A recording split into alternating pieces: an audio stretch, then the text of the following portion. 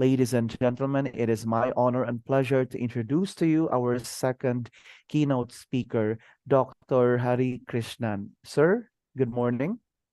Good morning. A virtual applause, please. Is it audible? And are you able to see the slides? Yes, sir. Yes, sir. We are. Okay. Thank you. So, thank you for your warm wishes and kind introduction. I'm so glad to be one of the keynote speaker for this international conference. So, my topic of discussion will be on role of educator as a mentor. It's a like an educational process where educator will be taking up the role of a mentor. So I would like to add a few points before starting this talk. Like the title suggests, it's an international conference on multidisciplinary innovation and best practices in education. This mentoring can be considered as one of the best practices in education. So we can go through the presentations.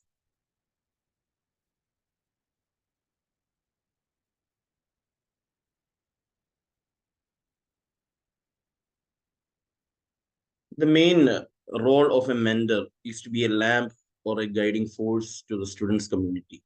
Let it be any category of students, a university level student, a school level student, whoever it may be. The role of the teacher as a mentor is like that they have to be like a lamp or a lifeboat or a ladder, help someone's soul to heal. It's not only teaching or learning process, it's like involving in all activities and being a friend or a part of them, along with the role of an educationist. You must be more approachable. You can see this is our education system where we need all students to do the same activity. Is it possible?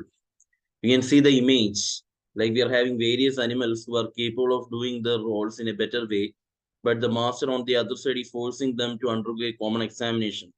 This is how the present situation happening, where in our education system, we are forcing all of them to undergo a same process, but some may be good, other may be lacking some capabilities.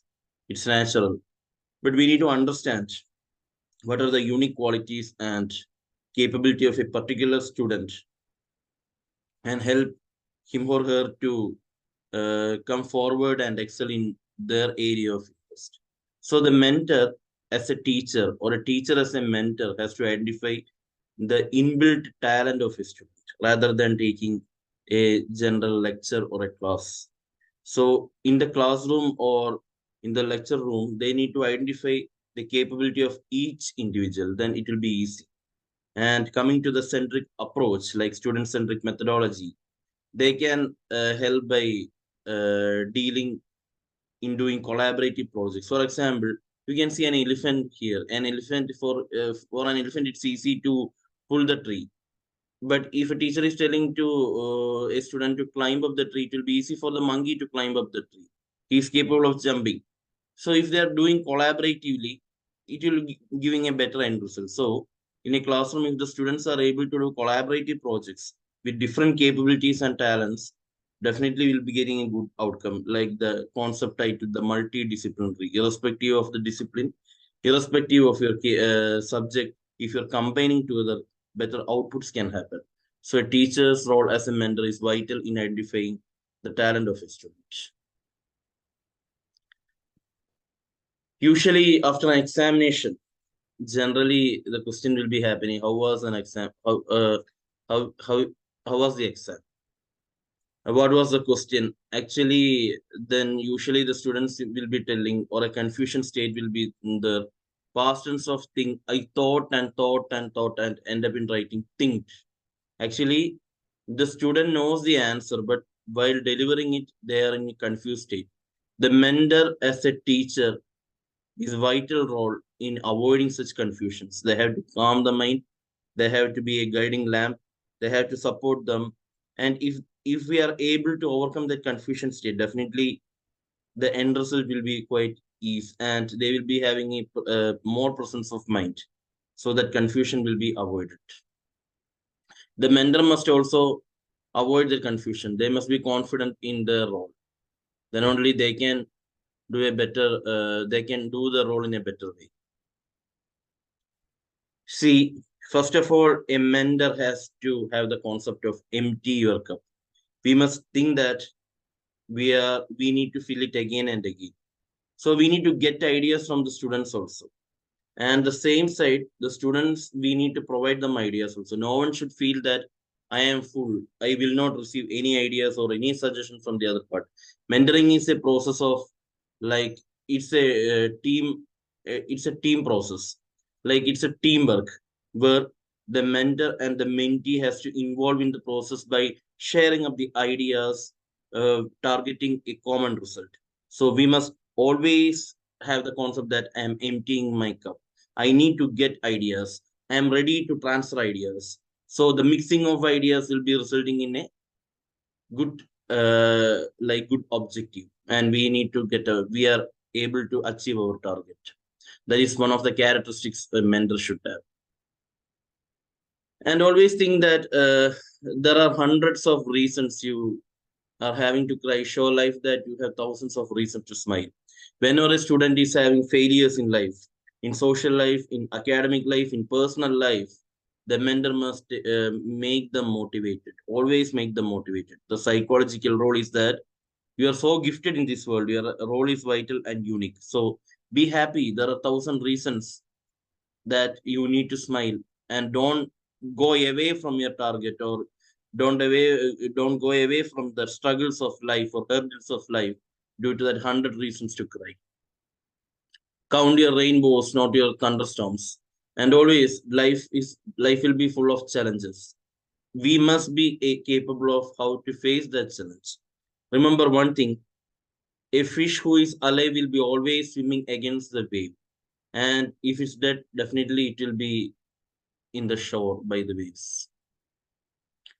And always consider that there is an inner child within you, and you need to mold it, and you need to take up challenges, and we should not lose that curiosity in life. Remember one thing: everybody has a story. In a classroom of, consider example, a 50 students. The 50 students may be having like 120 or more than the stories to tell why they are like this, how the character is molded, their background, their the impact of the society, their family background. So a lot of issues are there. So we should not uniformly or have a forecasted perspective of an individual. We must understand that there is a story for every individual, and we need to understand what's the reason why he or she is behaving like this, why they are not able to uh, overcome that problem. We need to help them. So, in order to get a solution for all these problems, we must understand that there is a story for everybody, and we need to analyze how that individual can be molded. It's like a clay, we need to shape it. This is the structure of a brain in the current Z generation. There are a lot of characteristics: the ego, the social media addiction, the judgment, and all these things will be there. And the mentor must be more dominant in such cases, with the mentee to how to make which role more prominent. So we are going. The mentor must be more dominant and must be influential over the mentee. And always consider that you are the best. Nowadays, we can see there's a common ideology that if a person is moving, all will be following that person. That's a common scenario. But understand one thing: be yourself. You must have that individuality. And a mentor must understand that what is the real characteristics and real capability of a student. So they can outshine or excel in their area rather than going in the same dimension. So, in order to identify a person like that, the mentor must have a detailed analysis of that individual. I mean, the mentor or the mentee. For example, the another characteristics is being a center of attraction. If a professor or a teacher is going to a classroom, he or she must dominate the classroom. They must be the center of attraction. Otherwise, no one is going to listen to what they are telling. So that center of attraction must be generated. How that will be generated? With the quality of your knowledge, with your personality, with your sound, with the ambience, all these things you can dominate that classroom or that session. So this is the definition of the mentor.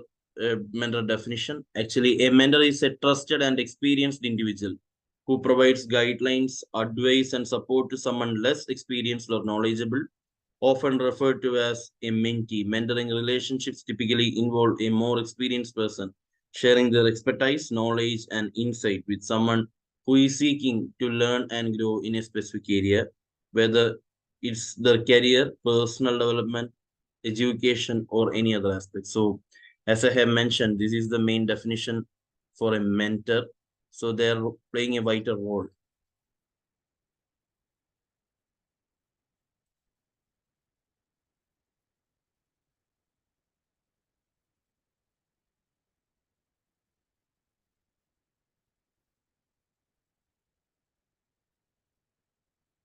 Is my slides moving? Yes. Yes, sir. Yes.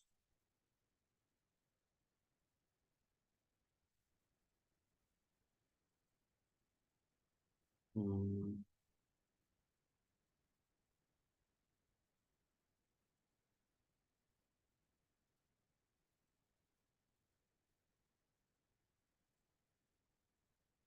Is it visible now? Yes, sir, it is. Okay, these are some of the characteristics of a mentor. Like, first one, you should be an active listener. The thing is that being able to listen attentively to your mentee, understand their needs, and show empathy in the fundamental of effective mentoring. First of all, if a student is approaching you and telling something, we must be having the characteristics or the quality to listen what he or she is telling. The second one is that communication, clear and open communication. We whatever they are communicating or whatever their idea, we are able to hear and we need to share our suggestions. So there must be a cordial communication between each other. Third one is empathy. Understanding your mentee's perspective and feeling allows you offer more personalized guidelines and support than the other things, guidance and advice. Providing informed advice and guidance based on your experience and expertise is central to mentoring. Finally, the goal setting. So, in order to achieve the goal, we must have the four above mentioned characteristics. Then the next one is that feedback. We know that mentoring is a continuous process, so feedback is very much essential. If I'm conducting a classes and without taking feedback, how I can understand the quality of my delivery and whether it's reaching all the students or my mentees. So that feedback delivery is very much essential in order to have offer a constructive and timely feedback helps mentee improve their skills and performance. Then problem solving. There comes assisting mentees in identifying and solving challenges they encounter in their personal or professional life. Let it be personal and professional life. They must feel that they are able to approach the mentor in order to get a solution for the problems. Finally, the motivation comes. As I have mentioned, there may be hundreds of reasons to cry, but remember, there are thousands of reasons you are here to solve the problem. So encourage and inspire the mentee to reach their full potential by instilling confidence and a growth mindset. Always motivate them because all are unique.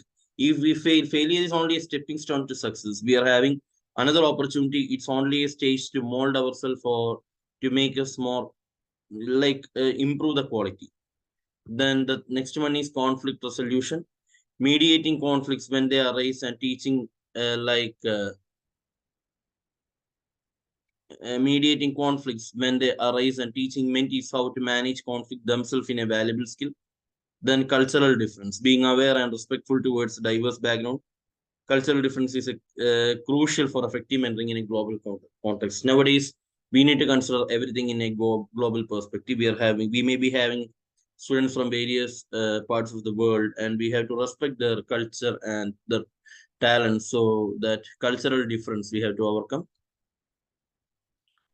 My respect is for those who deserve it and do not demand it. For example, if a professor or a teacher is entering into a classroom if they need to get the respect, that respect has to be created. Not they must tell, okay, please respect me. There comes the disaster. The students or the mentee must feel that I need to respect how they are valuing that person based upon his or her quality, based upon the characteristics which I have mentioned earlier. That respect has to be developed. So we should not demand it. If we demand it, there comes the ending of a mentor and the relationship. A lack of boundaries invades a lack of respect. And we must understand one thing. Nowadays, the student teacher relationship must be cordial and friendly. But the thing is that we must have a benchmark or a situation to maintain a boundary. It should not be like holding your hands in the shoulders of a student. A teacher must know where to stop and how to handle the situation. All must be in a friendly and cordial relationship, must be maintained, but they must understand how to maintain a correct boundary. Then only effective mentoring will happen. Nowadays, we know that everything is filled with fun. All of us love fun. So, and discipline and fun must be interlinked. It must be like mixed together. Then only an effective mentoring can happen. So the role of mentor is very effective in coordination of this fun and discipline. Now, in the current situation, that is the Generation Z, we can see education is related with entertainment, that is edutainment, the art of learning while having fun. So it's not like the one side delivery of lectures or a traditional methodology of writing the examinations and sitting in the classroom. It's like engaging yourself, motivating yourself, involving in entertainment activities that leads to edutainment. The art of learning while having fun. That fun element must be there. We should not neglect that fun element. We need to add that fun element. There comes the role of a mentor, uh, more prominent, like how creatively he or she is able to add fun element into the education to make it an edutainment in the current generation or in the upcoming years. It's sure that no one will be sitting idle for long hours. Idle in the sense in a same traditional methodology must be replaced. They must be involved into activities, effective learning, entertainment, fun element must be added into education. Let's grow together. Finally, it's we can combine its unity and diversity. We will be having different characteristics, different talents interlinked together in a classroom. We need to make them to come under one umbrella. That unity must be there, so then we can achieve the goal together. That's let's go grow together. That concept must be implied. Always promote new ideas. We need to seek ideas. As I have mentioned earlier, it's like emptying up the cup or the mind, actually. We must be ready to receive idea from the mentees also. And we need to fill ideas into the mentee's mind also. Then only effective methodologies will be happening. And the combining of ideas will be helping us into resulting new ideas and new projects, and definitely innovations will happen. The students will be more creative, so we must encourage them to come up with ideas. Then comes lifelong learning. Understand one thing: learning is a lifelong process. If I was born in 80s or 70s, my syllabus can be if it is compared with nowadays, there will be a wide gap. If you are ready to learn or update yourself, then only you can survive. There comes the concept of lifelong learning. Learning is a continuous process. Till the last breath, you need to learn something new in this world. Every 10 years, a generation change can be felt in the entire globe. And every day will be new one. And we need to adapt and we need to like update ourselves. Then only we will be able to motivate or influence our mentees. So I think that my presentation is coming to an end, and I would like to share one thing among you. I'm having an educational forum. Its name is Life Made Up of Questions. You can just search it in YouTube. I'm doing a lot of interactive sessions. I'm involved in these mentoring activities too. So if any queries I am asking you. You can share your queries. It must be interactive, as I have mentioned. Everything must be interactive. Then only it will be having a good result. So please.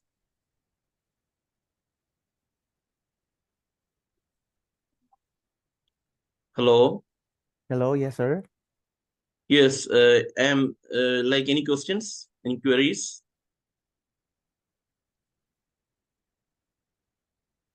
Do we have questions for our keynote speaker? I don't think there is up to this point, sir. So does that conclude your speech? Okay. So thank you for giving me this opportunity to sharing my thought on this subject on effective mentoring. Yes. Okay, thank you so much, Dr. Hari Krishnan. You have actually given us golden nuggets of conventional wisdom, and we truly appreciate the fact that you emphasize, especially in the unity in diversity thing, especially in the world of education, because each one of us is unique and each one of us is able to contribute to this world of education, and we keep on growing and learning. So thank you so much. Ladies and gentlemen, shall we give Dr. Hari Krishnan another virtual applause, please? Okay, at this point, let's move forward. Since our keynote speaker earlier, the first one, has not yet joined us via Zoom, so we will have our 10-minute break first. And after that 10-minute break, we will proceed with our parallel sessions. Sir Pip, kindly present the certificate for the Before Dr. that, it's my pleasure and honor to actually present this certificate of recognition to our keynote speaker, Philippine Christian University, in partnership with International Organization of Educators and Researchers Incorporated. Certificate of recognition is proudly presented to Dr. G. Hari Krishnan in honor of his invaluable contribution as speaker in the International Research Conference on Multidisciplinary Innovation and Best Practices in Education, which was held on October 24 to 25, 2023 at the Philippine Christian University campus, Manila, Philippines. Given this 25th day of October 2023 at Philippine Christian University campus, Manila, Philippines. Signed, Dr. Janelle Gia, the Director of Researcher and Publications Office of the Philippine Christian University, Dr. Marites Di Maano Olea, the President of the IOER, Dr. Goli Sanawati, the Vice President of IOER, and Dr. Muhammad Shah Alam, Dean and the Faculty of Business Studies, Bangladesh Army University of Science and Technology. Thank you so much, Dr. Hari Krishnan. A virtual Thank you. applause for Thank you. Sir, please. Thank you. So at this point, let us now have our 10-minute morning break, and we will have the parallel sessions.